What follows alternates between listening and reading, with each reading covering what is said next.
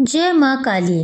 प्रिय भक्तों, जैसा कि आप सब जानते हैं कि आज से गुप्त नवरात्रि की शुरुआत हुई है, तो आज की इस वीडियो में हम आपके लिए माँ काली की पौराणिक कथा लेकर आए हैं, इसलिए कृपया वीडियो को अंत तक जरूर देखिएगा। गुप्त नवरात्रि में माँ दुर्गा और उसकी 10 महाविद्याओं की विशेष पूजा की जाती है। गुप्त नवरात्रि को विशेष रूप से गुप्त साधनाओं के लिए माना जाता है। गुप्त नवरात्रि के पहले दिन माँ काली की पूजा करने का नियम है। 10 महाविद्याओं में माँ काली प्रथम रूप मानी जाती है। माँ काली जी का स्वरूप अत्यंत विकराल, अभयंकरकारी और मंगलकारी है। माँ काली का ये स्वरूप असुरों का नाश करने वाला है।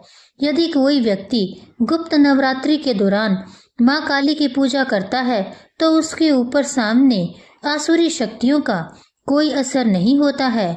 माँ काली की पूजा करने वाले व्यक्ति को रूप, यश, जय की प्राप्ति होती है। समस्त सांसारिक बाधाएं खत्म हो जाती है। माँ काली ने चंडमुंड का संहार किया था, इसलिए इन्हें चामुंडा के नाम से भी जाना जाता है। माँ काली अपने गले में मुंडमाला धारण करती है। इनके एक हाथ में खड्ग, दूसरे हाथ में त्रिशूल और तीसरे हाथ में कटा हुआ सिर होता है। माँ दुर्गा ने रक्त बीज नाम के असुर का वध करने के लिए काली का अवतार धारण किया था। 10 महाविद्याओं में माँ काली प्रथम देवी है। गुप्त नवरात्रि में प्रथम दिन माँ काली की आराधना की जाती है। जो लोग तंत्र शक्तियाँ प्राप्त करना चाहते हैं उन्हें गुप्त नवरात्र के पहले दिन विशेष रूप से माँ काली की पूजा करनी चाहिए। इसके अलावा माँ काली की आराधना करने से सभी प्रकार की तंत्र बाधाओं से छुटकारा मिलता है। जो लोग अपने शत्रुओं से बहुत परेशान रहते हैं उन्हें गुप्त नवरात्रि में माँ काली की आराधना करनी चाहिए। ऐसा करने से शत्रु से मुक्ति मिलती है। माँ काली की पूजा करने से अकाल मृत्यु का भय भी दूर हो जाता है। गुप्त नवरात्रि में 2 तरीकों से माँ काली की पूजा की जाती है। जो लोग तांत्रिक विद्या हासिल करना चाहते हैं वह लोग इस दिन माँ काली की तंत्र विद्या द्वारा उपासना करते हैं। कुछ लोग गुप्त नवरात्र के प्रथम दिन सामान्य तरीके से माँ काली की आराधना करते हैं, जिससे उनके जीवन के सभी संकट दूर हो जाते हैं। तो आइए सुनते हैं माँ काली की पौराणिक कथा। पौराणिक कथा के अनुसार एक बार दारुक नाम के राक्षस ने ब्रह्मा जी को प्रसन्न करके उनसे वरदान प्राप्त कर देवताओं और ब्राह्मणों को प्रताड़ित करना शुरू कर दिया था और स्वर्ग लोक पर कब्जा कर लिया था। जिसके बाद सभी देवता भगवान विष्णु और ब्रह्मा जी के पास गए। ब्रह्मा जी ने सभी देवताओं को बताया कि इस दुष्ट का संहार एक स्त्री ही कर सकती है। जिसके बाद सभी देवता भगवान शिव के पास गए और उन्होंने भगवान शिव को सारी बात बताई।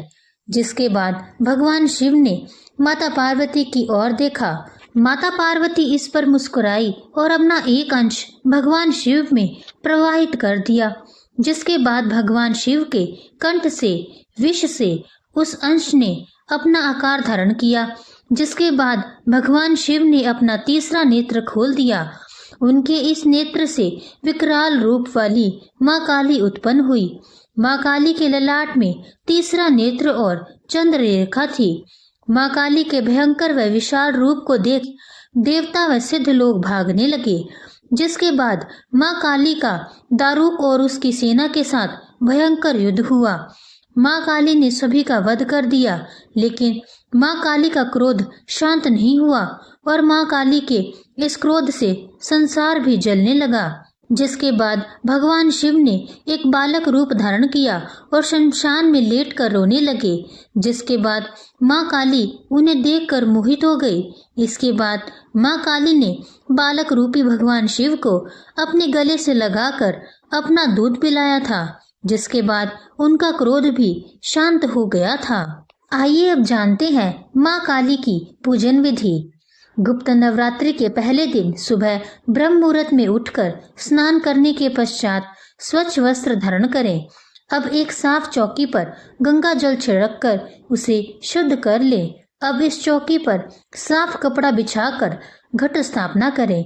घट स्थापना करने के लिए मिट्टी, तांबे या स्टील के पात्र में जल भरकर चौकी पर रखें। अब इसके ऊपर एक नारियल को मौली और चुन्नी से लपेटकर कलश के ऊपर स्थापित करें। अब चौकी पर मां काली की प्रतिमा या मूर्ति की स्थापना करें। अब मां काली की तस्वीर को रोली का टीका लगाएं। तिलक करने के पश्चात मां काली को लाल पुष्पों की माला, पुष्प, फल, मिठाई, निवेद्य आदि चढ़ाएं और पूरी विधि विधान और श्रद्धा के साथ मां काली की पूजा करें। अब मां काली के समक्ष सरसों के तेल या घी का दीपक प्रज्वलित करें और श्रद्धा पूर्वक मां काली के मंत्रों का जाप करें। देवी कवच अगला स्रोत का पाठ करें। सबसे अंत में श्री सूक्तम का पाठ करना चाहिए। जिस आसन पर आप बैठते हैं उसका रंग लाल होना चाहिए। अब मां काली की कथा सुने या पढ़ें। इस दिन दुर्गा सप्तशती का पाठ करना भी बहुत उत्तम माना जाता है। मां काली की कथा सुनने के पश्चात कपूर से आरती करें। प्रसाद के रूप में मिठाई का भोग लगाएं। यदि आपके पास मिठाई नहीं है तो आप मां काली को बताशे का प्रसाद भी चढ़ा सकते हैं। आप सभी लोगों में प्रसाद बांट दें और फिर स्वयं भी प्रसाद को ग्रहण करें। अब मां काली से पूजा में हुई किसी भी प्रकार की गलती के लिए हाथ जोड़कर क्षमा मांगे। इसी के साथ मां काली की कथा समाप्त होती है। अगर आपको आज की यह वीडियो पसंद आई हो तो कमेंट्स में जय मां काली की जरूर लिखें और मेरे चैनल को सब्सक्राइब जरूर कीजिएगा। धन्यवाद।